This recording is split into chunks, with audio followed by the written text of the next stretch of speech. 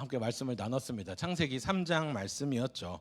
하나님이 하신 말씀보다 뱀의 말을 더 신뢰했던 사람, 하나님을 의지하기보다 자기 판단이 더 우위였다고 생각했던 모습을 봤죠. 더 짧게 말하면 그냥 자기가 하나님처럼 되려고 했었던 창세기 3장 하와와 아담과 하와의 모습을 보았어요. 그렇다면 그 다음은 무엇인지, 하나님을 떠난 인간은 어떠한 모습이고 죄를 지은 인간은 어떠한 자리에 서게 되는지, 오늘 본문은 이 질문에 대해서 대답해주고 있어요. 무겁고 분명하게 이야기를 합니다. 성경은, 하나님의 말씀은 죄를 가볍게 이야기하지 않습니다. 조금 부족한 상태로, 어긋난 인간 관계로 정의하지 않아요. 오늘 본문은 하나님을 떠난 인간이 어떤 비참한 가운데에 있었고 있을지를 하나님의 시선으로, 하나님의 편에서 설명합니다. 말씀을 먼저 볼게요. 18절 말씀이에요. 18절. 하나님의 진노가 불의로 진리를 막는 사람들의 모든 경건하지 않음과 불의에 대하여 하늘로부터 나타나나니 라고 이야기합니다. 하나님의 진노로 시작을 합니다. 뭐가요? 죄의 결과가. 인간의 감정으로 시작하는 게 아니라 하나님의 편에서, 하나님의 시선에서 보는 것은 하나님의 진노입니다. 죄를 보는 시선은요. 우리는 죄를 말할 때 인간 편에서 이해하기도 쉽고, 인간 편에서 변호하기도 쉽고, 인간 편에서만 보려고 하는 우리의 기질적인 부분이 있습니다. 왜 그럴 수밖에 없었는지, 얼마나 제가 힘들었는데요, 얼마나 힘든 환경이었는데요, 어쩔 수 없었어요. 내가 아담이었다면 안 그랬을걸요, 억울해요 라는 마음까지도 생각할 수 있지만, 성경은 사람에 대한 이야기를 중심으로 하는 것이 아니라 하나님의 말씀을 우리에게 알려주는 책이잖아요. 그래서 하나님 편에서 말씀하는 겁니다. 거룩하신 하나님께서 죄에 대하여서 하나님의 진노가 있다라고 이야기하는 것입니다. 왜일까요? 하나님처럼 되려는 그 마음은 가벼운 실수가 아니라 아주 무거운 하나님을 등지는 행위였기 때문입니다. 주어 동사를 모르겠는데, 자, 불의로 진리를 막는 사람들, 무슨 얘기일까요? 진리를 몰라서 못 들어서 잘 몰라요 하는 게 아니라, 알면서도, 마음속에 진리가 무엇인지를 알면서도 막는 사람들이라고 합니다. 하나님께서 드러내시고 보여주시고 알려주신 진리를 받아들이지 않고 거절하는 겁니다. 억누르는 겁니다. 밀어내는 것이 바로 불의로 진리를 막는 것이라고 본문이 이야기하고 있어요. 죄에 대한 정의입니다. 단순히 저희가 연약해서 부족해서 어쩔 수 없었어요가 아니라, 무엇이 올바르고 무엇이 하나님의 뜻인지 알면서도 위와 같이 진리를 밀어냈다니까요. 억눌렀다니까요. 거절했다니까요. 19절과 20절을 더 우리 자세히 보도록 할게요. 19절 20절 눈으로 한번 보십시오. 이는 하나님을 알만한 것이 그들 속에 보임이라. 하나님께서 이를 그들에게 보이셨대요. 근데 20절, 창세로부터 그의 보이지 아니하는 것들, 곧 그의 영원하신 능력과 신성이 그가 만드신 모든 만물에 분명히 보여져서 알려졌어요. 쿵, 도장 찍으셨어요. 그렇기 때문에 뭐래요? 그들이 핑계하지 못할지니라. 죄인들이 몰랐어요? 아니요, 저는 그런 상황이 있었는데요, 핑계하지 못할지니라 성경은 우리에게 전해주고 있습니다. 인간은 전혀 몰라서 죄인이 아니에요. 하나님께서 자기를 드러내셨습니다. 좀 있는 표현으로는 자기 계시, 자신을 계시하셨다, 그 얘기를 하죠. 하늘을 보아도 땅을 보아도 그가 만드신 만물에 그분의 모든 성품이 분명히 보여 알려졌다고 성경은 전하고 있습니다. 세상을 살면서 우리는 이 모든 만물들이 아름답다, 잘 지어졌구나 라고 생각할 수도 있지만, 성경은 이것을 만드신 창조주, 오늘 본문 단어에 따르면 조물주를 이야기합니다. 보세요. 근데 여기서 문제는 뭡니까? 앞에 19절 18절을 읽었지만 보면서도 인정하지 않는 것. 하나님을 알만한 것이 보이는데도 그분에게 돌아가지 않는 것이 문제라는 겁니다. 그게 죄라는 것이죠. 하나님의 존재가 있다는 것을 알면서도, 아는 것 같으면서도 하나님을 인정하지 않는 것은 죄다. 성경이 정확히 정의하고 있고요. 그리고 20절 끝에 그렇기 때문에, 그러므로, 신약 성경에 많이 나오는 그러므로 앞에 모든 내용을 받아서 그러므로 뭐래요? 그들이 핑계하지 못할지니라. 몰랐습니다, 아니에요 라고 할 수 없다는 것이죠. 창조 세계 가운데에, 모든 만물 가운데에 주님은 자기 자신을 드러내셨습니다. 죄인의 문제는요, 완악함이에요. 완고함이에요. 제가 언제 한번 얘기했었죠. 완고하고 완악한 게 뭐라고 했어요? 뜻이 마음이 딱딱하여져서 어떤 말도 들어가지 않는 것, 어떤 위로도, 어떤 지식도, 어떤 말도 들어가지 않는 상태가 완악하고 완고한 상태라고 이야기를 했습니다. 죄인은 완고하며 완악한 마음을 가진 사람이에요. 하나님이 보여주셔도, 하나님의 말씀이 들려도 거절하는 것이 죄인의 습성입니다. 알아야 할, 믿어야 할 하나님을 외면한다는 것이죠. 계속 말씀을 볼게요. 21절 말씀 보겠습니다. 하나님을 알되, 그 다음에 뭐예요? 하나님을 영화롭게도 아니하고 감사하지도 아니하고. 여러분, 이게 인간의 죄의 중심입니다. 하나님을 영화롭게, 하나님을 영광스럽게, 하나님을 높이지도 감사하지도 않는 모습이 죄의 모습이라는 겁니다. 그래요? 잘 모르겠는데 왜 그럴까요? 이 21절 앞부분의 이야기는 바로 다시 또 우리를 창세기로 데려갑니다. 인간은 누구의 모습으로 지어졌어요? 하나님의 형상으로 지어져서 하나님을 기쁘게 하고 하나님을 영화롭게 하며 살도록 지음 받았기 때문입니다. 우리의 존재 목적은 하나님을 찬양하기 위하여 태어난 자들이에요. 이 세상의 모든 만물들, 하나님의 그 선하심과 그 귀하심을 만방에 알리려 지어진 온 세계의 만물들입니다. 그러므로 우리의 삶의 자리는 하나님의 은혜에 대한 감사로 우리의 삶이 채워져야 하는 거예요. 그렇지 못했기 때문에 죄의 자리 가운데에 가게 된 거고요. 21절 뒷부분을 보십시오. 오히려 그 다음에 보니까 그 생각이 허망하여지고 미련한 마음이 더 어두워졌다라고 하는 겁니다. 하나님이 만드신 세상 안에서도, 하나님이 주신 생명 가운데에서도, 하나님이 주신 시간과 건강 가운데에서도 하나님께 영화롭게도 아니하고 감사하지도 않고 허망하여지고 하나님 없이도 살 수 있는 것처럼 살아가는 모습이 인간의 죄된 모습이라는 거예요. 하나님을 높이지 않는 것, 하나님께 감사하지 않는 것, 하나님을 하나님이 계셔야 할 자리에 두지도 않는 것이 죄라고 성경은 이야기합니다. 하나님께서 어디에 계셔야 해요? 어느 보좌에? 우리 마음의 보좌에 계셔야 한다고 얘기하지만 우리 말씀을 나누면서도, 주일 예배를 들으면서도 그 보좌에 어찌 보면 공석, 어찌 보면 다른 우리 마음속의 우상들을 모셔놓고 살아가는 우리의 모습을 발견합니다. 행동 중심으로만 우리의 죄를 딱 구분하거나 분류할 수만은 없어요. 미움, 거짓말, 분노, 다 이런 것들도 죄로 생각하면 가장 먼저 떠오르는 것들이기는 합니다. 근데 오늘 본문은 그 죄보다 더 깊게 들어가고 있어요. 왜 그런 죄를 우리가 지을 수밖에 없느냐? 왜 인간의 삶이 이렇게 무너져 버렸느냐? 그 뿌리가 뭐예요? 영화롭게도 아니하고 감사하지도 아니하고. 우리의 죄된 그 모습을 먼저 발견하는 데에 중심이 있다는 겁니다. 여러분, 하나님이 우리에게 주신 것들, 찬송가에 이것도 있잖아요. 받은 복을 세어 보아라. 우리에게 주시는 그 한 가지를 기억해 보십시오.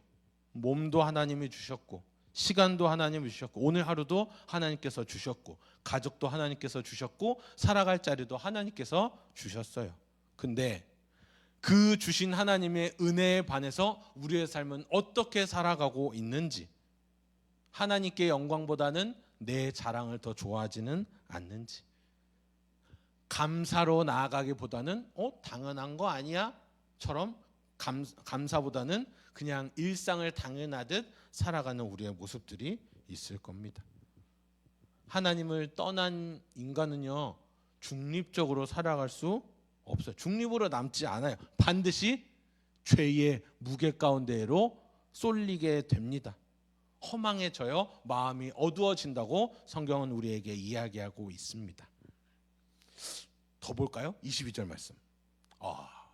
같이 읽읍시다. 시작. 스스로 지혜 있다 하나 어리석게 돼요. 죄의 결과도 이와 같다는 겁니다. 하나님 없이 사는 인간의 모습은 지혜로워. 우리 것을 붙잡을 수 있어. 내가 노력해 볼게요. 내가 만들어 볼게요.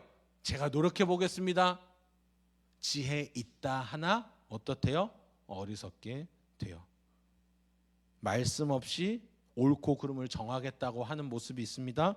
하나님 없이 만족을 찾겠다고 하는 모습들, 그게 다 어리석음이라는 겁니다.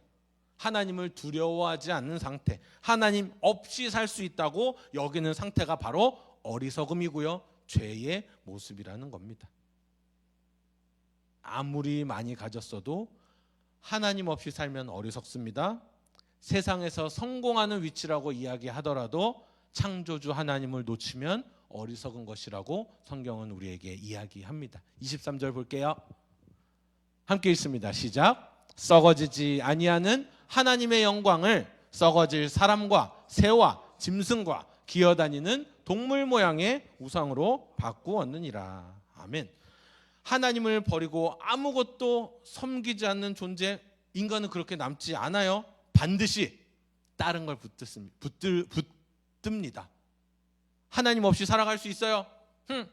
하지만 무언가를 붙잡아요. 그거는 사람마다 다 다르겠죠.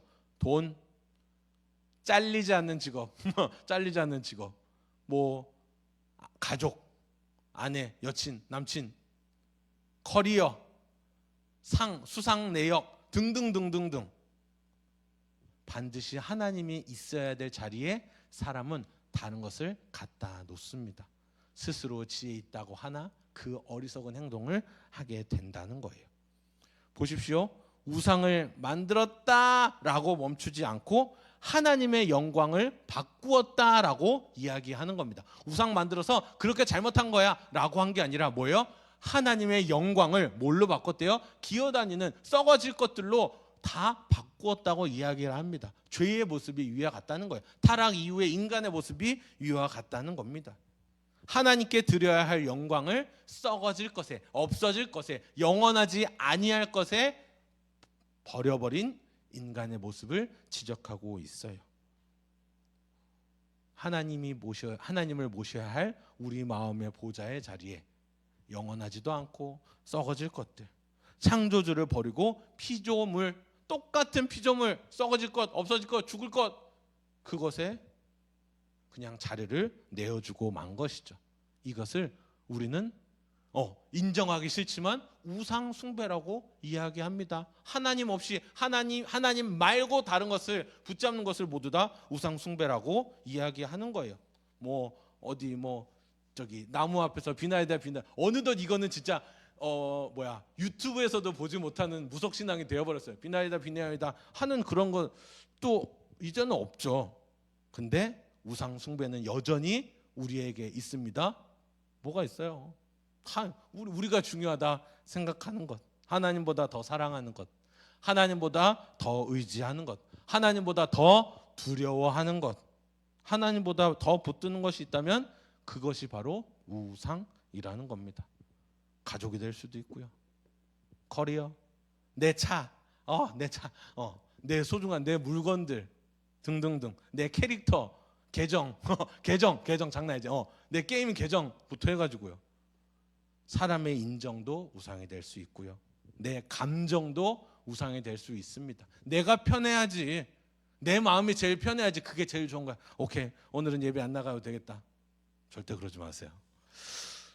여러분, 하나님을 버린 모든 인간의 마음이 향하는 방향이 우상 숭배라는 것을 기억하시기를 바랍니다.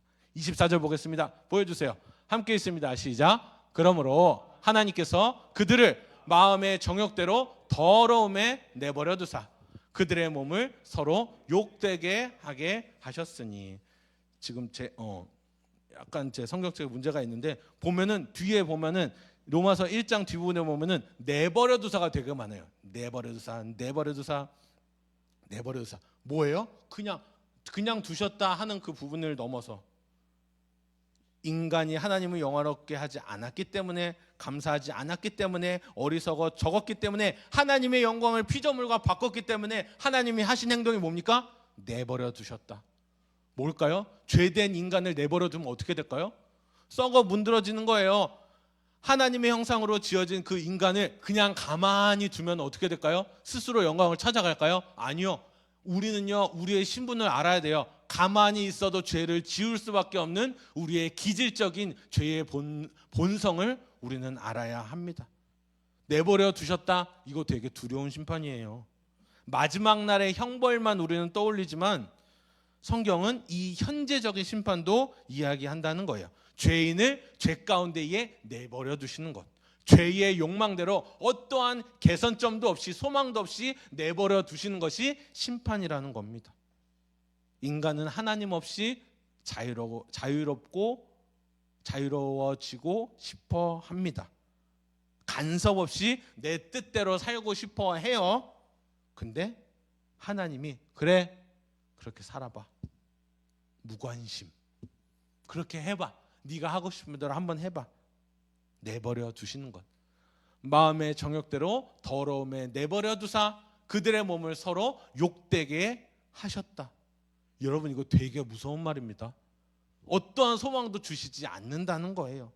죄의 상태, 죄의 결과가 이러한 심판을 낳는다니까요. 그들의 몸을 서로 욕되게 하셨다. 여러분, 이게 뭐냐면은 우리가 세가족관 4장 5장에서 읽은 관계의 붕괴를 이야기하는 겁니다. 인간 존재 전체가 무너져 버리는 거예요. 욕되게 하신 게 바로 그 관계들이 무너진 상태를 이야기하는 겁니다. 존귀도 잃어버리고 거룩함도 잃어버리고 죄의 열매로 주렁주렁 달려져 버린, 내버려 두신 상태가 바로 욕되게 돼버린 상태가 된다는 겁니다. 자기 자신과의 관계도 잃어버리고 내 자신이 1인칭 시점에 내가 내 존재 자체의 관계도 이루어져 버리고 사람과 사람 사이의 관계도 당연히 무너져 버리고요. 교회 공동체도 마찬가지로 그것이 다 부서져 버릴 수가 있다는 겁니다. 그리고 제일 중요한 게 뭐예요? 하나님과 인간관계가 깨져버렸기 때문에 모두가 붕괴가 돼버린 거죠. 하나님과 인간, 인간과 인간, 나를 사랑하는 그조차도. 인간과 인간과의 관계는 뭐예요? 하나님의 형상으로 지어진 우리가 삼위일체 하나님께서 서로 사랑하시며 관계하시며 그 관계 지향적으로 지어진 하나님의 형상대로 지어진 사람이 그 관계가 다 부서져 버린다는 겁니다. 뭘요? 죄의 결과로요. 하나님을 떠난 죄, 관계의 붕괴의 모든 뿌리, 그리고 그 결과가 이와 같이 비참한 상태 가운데에 있다는 것입니다. 오늘 본문 마지막 절 25절을 읽도록 하겠습니다. 함께 있습니다. 시작. 이는 그들이 하나님의 진리를 거짓 것으로 바꾸어 피조물을 조물조보다 더 경배하고 섬김이라. 주는 곧 영원히 찬송할 이시로다. 아멘. 25절은 오늘 읽었던, 더 나아가서는 로마서 그 1장 전체를 한 문장으로 요약을 할 수 있습니다. 하나님의 진리를 거짓 것으로 바꾼 인간, 그리고 피조물을 조물주보다 더 경배하고 섬겼다라고 이야기를 하죠. 죄의 정체가 분명하게 드러납니다. 창조주와 피조물의 자리를 뒤집는, 내가 하나님이 되고자 했던 그러한 잘못들, 죄들, 죄인의 실상에 대해서 이야기하고 있는 거예요. 오늘 되게 어둡죠. 말씀들이 다 막 어두워, 길을 펼 수도 없는 그러한 본문들이고, 이 안에서 우리는 어떠한 소망도 발견할 수 없을 것 같습니다. 하지만 이거 바울이 어디 교회에 보내는 편지예요? 로마서니까? 로마 교회에 보내는 편지예요. 근데 여기서 그 죄를 지적하되 이 끝에 무엇이 나옵니까? 다 경배하고 섬김이라 어떡하냐 라고 끝나지 않고 뭐예요? 주는 곧 영원히 찬송할 이시로다. 아멘. 여러분, 사도 바울은요 자기도 그랬어요. 소망이 없는 자들, 예수 믿는 자들, 헛된 소망을 붙잡는 사람들이라고 하면서 그들을 괴롭히고 그들의 죽음을 찬송하고 감옥에 보내고 부정적으로 이야기하고 하는 사람이었으나 그 죄의 문제를 해결하시고 영원한 소망에 되어주실 예수 그리스도의 이름을 전한 자로 탈바꿈 되었잖아요. 주는 곧 영원히 찬송할 이시로다. 아멘. 이와 같이 이야기하는 겁니다. 한 구절만 더 보도록 할게요. 히브리서 9장 27절 말씀을 우리 함께 보도록 하겠습니다. 함께 있습니다. 시작. 한 번 죽는 것은 사람에게 정해진 것이요 그 후에는 심판이 있으리니. 사람은 한 번 죽어요. 그리고 끝이 아니래요. 심판이 있다고 이야기를 합니다. 영원한 소망 예수 그리스도가 계신데, 예, 여러분 우리는 그것을 믿는 자들이에요. 근데 그 전에 날 때부터 죄인이었던 그 상태를 생각해 보십시오. 한 번 죽는 것은 모든 사람에게 정해져 있고요. 그 후에는 심판이 있어요. 우리의 죽음 이후에도 하나님의 심판대 앞에 서게 됩니다. 근데 믿는 우리는 어떻게 돼요? 그 심판대 앞을 믿음으로 예수 그리스도의 이름으로 담대히 지나가게 되는 것이고요. 최후의 심판 날이에요. 하나님의 진리를 억누른 죄, 하나님의 영광을 바꾸고 피조물을 더 사랑한 죄, 하나님보다 더 내가 그 위에 서려고 했던 죄를 지었던 자들, 예수 그리스도에 대해서 알지도 못하고 알아도 거절한 사람들은 그 반대의 길을 가게 되겠죠. 하나님을 알만한 것이 보임에도 불구하고 핑계하지 못할 죄를 짓는 길도 있어요. 사랑하는 여러분, 오늘 말씀은 우리를 변명하게 두지 못하는 것 같습니다. 되게 무서워요. 그죠? 한 절 한 절이요. 근데 하나님을 몰라서 그렇게 된 게 아니죠. 알만한 것이 보이는데도 하나님을 영화롭게 하지 않는 죄가 있습니다. 모든 사람에게 있어요. 감사하지 않았습니다. 스스로 지혜 있다 하였으나 어리석어졌습니다. 하나님의 영광을 바꿔서 피조물을 더 묻던 죄가 있습니다. 하나님을 떠난 죄인들에게 이야기하고 있습니다. 예배가 무너진 자들에게 이야기하고 있습니다.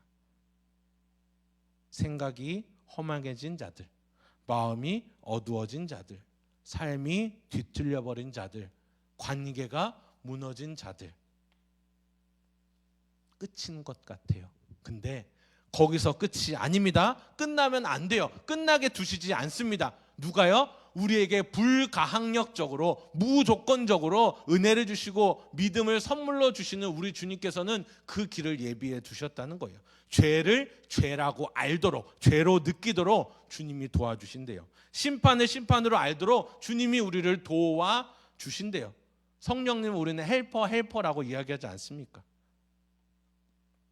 우리는 우리가 얼마나 하나님 앞에 당당하게 설 수 없는 자임을 알아야 돼요. 그래야지 은혜의 가치를 알게 됩니다. 은혜가 가볍지 않다는 것을, 복음이 가볍지 않다는 것을, 우리의 죄된 모습을 바라볼 때에 그 가치를 알게 되는 거예요. 그래야 또 우리가 다음 주에 정말 깊게 다룰 예수 그리스도, 우리 예수님에 대하여서 우리가 더 가슴 정말 벅차게 그 복음이 복음으로 들리도록 우리는 말씀을 읽을 수가 있는 것이죠. 오늘 이 말씀 앞에서 하나님을 영화롭게 하지 않았던 죄, 감사하지 못했던 죄, 없어질 것들을 붙잡았던 그런 우리의 죄를 가볍게 넘기지 않고 우리에게 그것을 모두 다 깨닫고 우리의 마음을 돌리실 예수 그리스도를 붙잡고 나아가시는 저와 여러분 되시기를 주님의 이름으로 축복합니다. 아멘. 주님은 반드시 그 죄를 짚고 넘어가세요. 근데 잘못했으니까 이런 벌 받아 하고서 끝내시는 분이 아니라는 거죠. 오늘 찬양하는 것은 예수 하나님의 공의입니다. 하나님의 사랑의 모습은 공의, 죄를 이야기하시면서 짚고 넘어가시지만 최후에는 어떻게 하세요? 그 사랑을, 그 인애의 사랑을 온전히 허다한 죄를 덮는 그 단번에 그 죄를 갚으시는 그 사랑을 우리에게 보여주신다는 겁니다. 찬양의 가사로 고백하며 또한 우리의 마음을 주 앞에 내어놓는 시간 갖도록 하겠습니다.